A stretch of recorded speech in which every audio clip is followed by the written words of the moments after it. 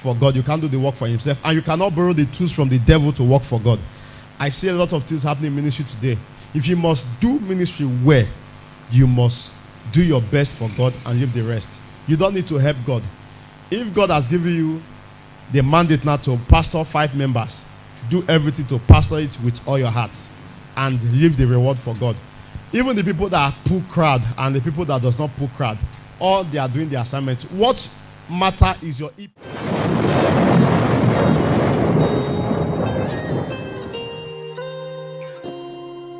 This the governor empire. Marty, you made this? Hello everyone, welcome to the Governor Empire Media. This is a place where we share real life stories and powerful messages that can change lives. I'm your host, Ololeni Progress, and today we have a very special guest with us. He's a man of God who has served faithfully, gone through challenges, and still stands strong in ministry. Please join me to welcome Apostle Kanebi, the servant of God leading the Voice of Calvary River Ministry. Apostle, we are happy to have you with us today. So, Apostle, let's start from the very beginning. A lot of people see where you are now, but they may not know the story behind it. Can you share with us who you are and how your journey into ministry actually began? Okay, I am Apostle Kanebi Noble Adigwe, the senior pastor of Voice of Calvary Revival Ministries. I am from Ogwashuku, Delta State. My ministry began when I was 6 years old.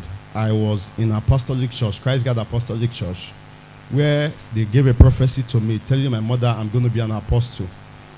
And from there, different persons were telling me I have the call of God. And with the dreams I used to have, at my little age, I used to tell my father I want to be a reverend father, to be a priest. And that was how it began. Along the way, you spent years faithfully serving under your mentor. And we all know that kind of experience usually leaves us lasting lessons. So what are some of the important things you learned during this period that still guides you today? Okay, one of the lessons I learned while I was serving is, number one, to be consistent. Because at the time I was serving, it was not an easy task. While I was serving, there were different challenges in ministry. There were different challenges that came. I was posted to a very remote area where there was no light, where things were not easy, where there were different kinds of attacks. And in all, it made me to be strong and made me who I am. I pastored the church where 6 persons pastored before me, and none of them stayed up to 2 months. When they post them there, they stayed maybe sometime 1 month, 2 months because of the challenges they were on. And the last one that left before me stayed just for 2 weeks. But when I went there, I stayed 6 years, and God blessed me. I was able to buy land and build for God. Okay, thirdly, talking about your mentors. Many young ministries sometimes underestimate the role of mentorship, and we all know that. From your experience, how important would you say mentorship is, and what ways did you shape your own calling? Mentorship in ministry is very important. If you want to do well as a minister, you need mentors. Your mentors are people who you learn from, who you follow their path. Even Apostle Paul said, follow me as I follow Christ. So as a minister, you need somebody you must look up to. Somebody that must correct you, somebody that must con you, somebody that must chastise you when you are making mistake, and somebody that will encourage you as a minister. Okay, so after serving, there came a time where you stepped out to start your own ministry, and that can be a very big decision. What really inspired you to take that bold step? What inspired me, it was a divine assignment God gave to me. Before I started Voice of Calvary Revival Ministry, God gave me a vision of this ministry back then in my secondary school day. There was a certain night God gave me a vision of this church and gave me the name. And that night, I was not having a pen with me. So I saw a nail, and I used a nail to write the name on the wall. And after that, I never knew what it's all about. Then after a time, God started giving me more visions, and God started breaking down the visions for me. And in October 2010, God now gave me a deeper revelation about this ministry, and I wrote them down according to Habakkuk chapter 2 verse 2, and by God's grace today, the vision has come into materialization. Starting a new branch or ministry is never easy. I believe those first few days came with their own struggles. Can you walk us through some of those challenges you faced when you began? Starting a branch of a ministry is one of the hardest tasks so far. I do tell people to start a branch is very demanding because it will require your finances, it will require your attention for that branch to grow. You need finances to start a branch. And sometimes there are people who you give an assignment, they may not be able to carry the assignment just as God has assigned you. So doing a branch is a very difficult task.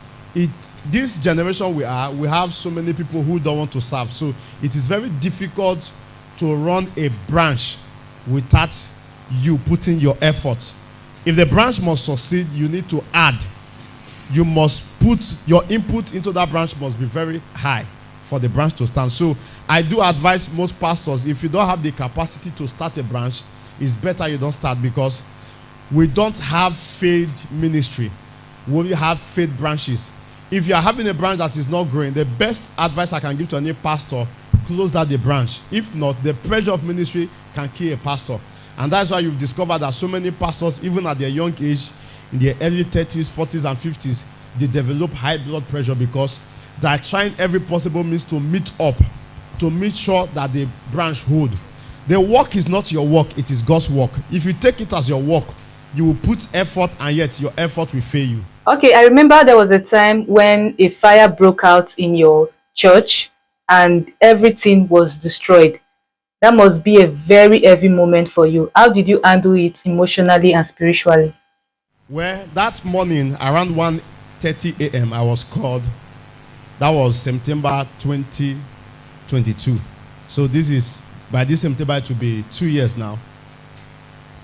When that issue came up, I got the call that morning, 1:30 a.m. When I came to the church, when I saw the fire everywhere, I was not bothered. It was not my personal thing. It was not my work. It was God's work. All I did was to give God praise, because if there was anybody there and somebody died, it would have been an issue on me. But since there was nothing destroyed, it was just the properties, the chairs, the drum, the musical equipment, I give God praise, because it was God that preserved me. It was God that allowed it to happen, because the work belongs to Him. So I was not bothered. I was not worried, because I know He can provide. And after the incident, that made me to be announced the more. That brought more people to me, and that brought more connections to me. So moving forward, many people, when faced with that kind of setback, would have simply given up. Yes, we all know that. Yet you found the strength to continue. Where did that strength actually come from? And what gave me the strength to start afresh is because I knew what God has showed to me, what I will be, and what the ministry will be in the nearest future. So with what God has said about me, I know there must be trials. Joseph had a dream, but before that dream came to fulfillment, there was time of trials and temptations. There was a time he was sold. There was a time he was put in the prison. There was a time he was put in the pit. There was a time he was in Potiphar's house and he was accused. But in all, at the end, he ended up becoming a prime minister. So before you must triumph, there must be trials. The trials are to see your triumph and to see your consistency. If there is no pain, there is no gain. So Romans 8:28 said, all things work together for good for they that love God. So I give God praise, because all made me to be what I am today. So ministry and life don't always go as we plan. And in such seasons, what role does faith play for you personally? Now, faith is the evidence of things hoped for, but not yet seen. So faith gives you the strength. Faith gives you the enablement. Faith tells you that it is, even when you've not seen it. Faith speaks of the future. Faith speaks of now. So when you have faith, you shouldn't be bothered, because with faith, you can speak to this mountain and the mountain will move to yonder. And not just for you, but also for your congregation. How do you keep your members motivated and encouraged, especially when times are tough? One thing that motivates me, that makes me motivate my members is I make them to understand that every great man you see has a story. Everyone you see that has stand has trials, different challenges they have been through. And you must understand that the journey is not easy. Before you get gold, the gold must go through the fire.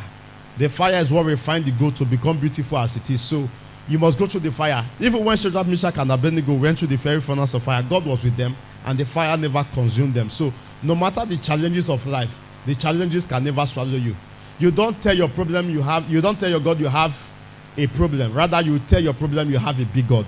So I do tell my members to believe in God, that with time, everything will fall into the right places. When things fall apart, they never fall apart, but rather they fall into the right places. Through all these experiences, God has surely been teaching you.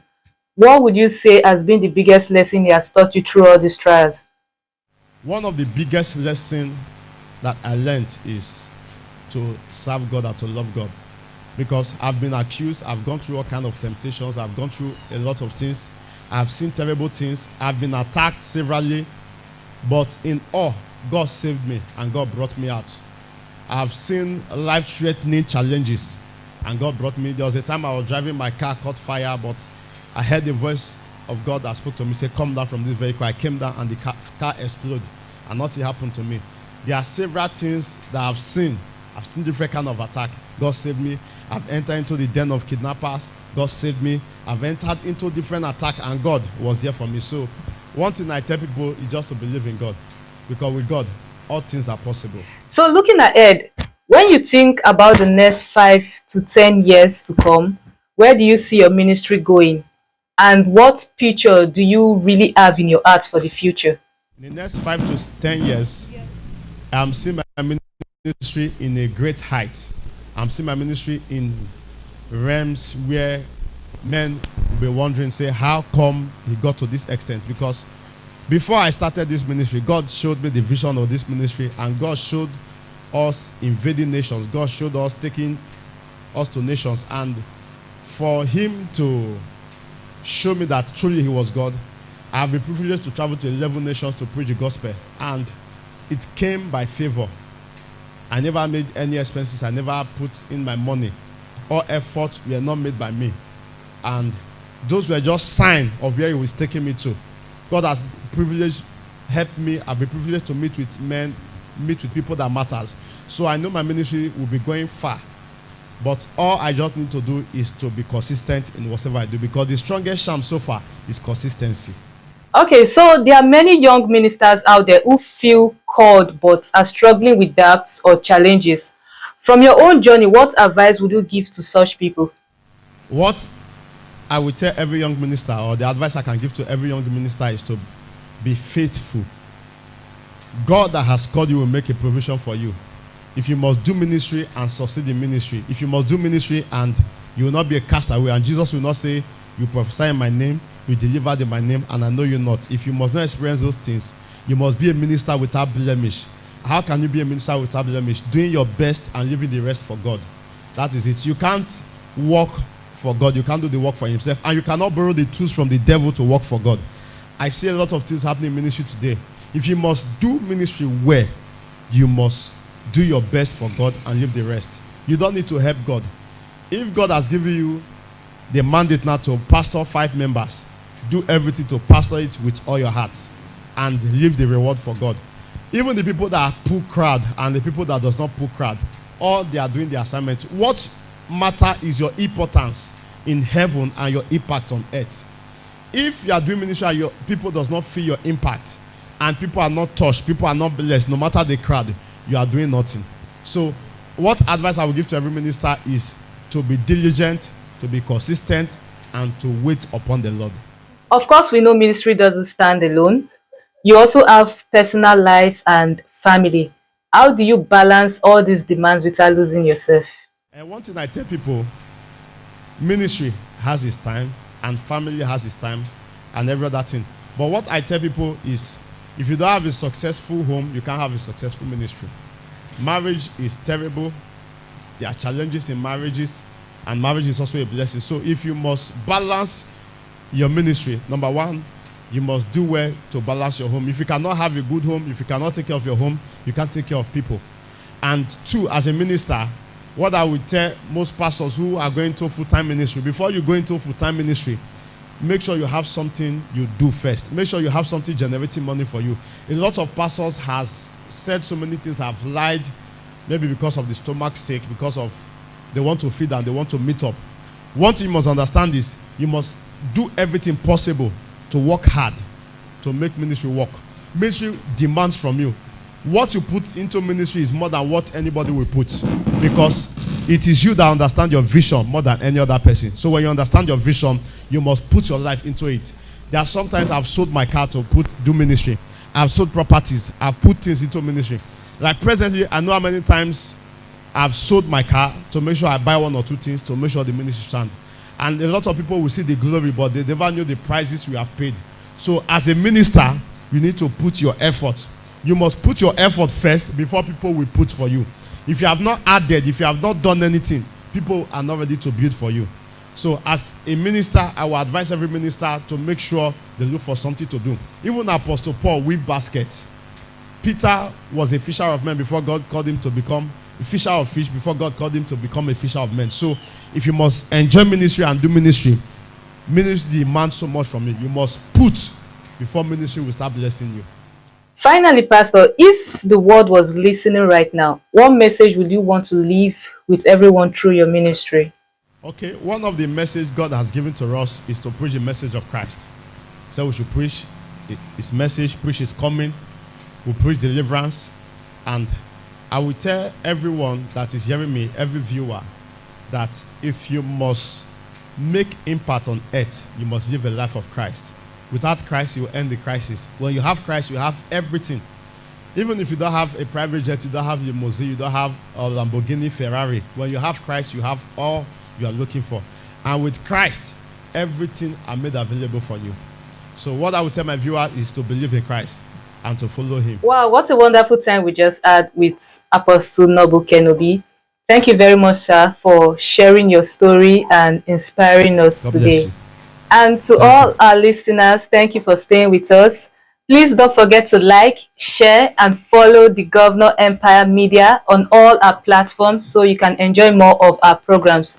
Also, make sure you follow Apostle Noble Kanebi and the Voice of Calvary Revival Ministry on Facebook and YouTube for more powerful messages. Until we meet again, I am Olowoleni Progress, saying stay blessed and keep the faith alive.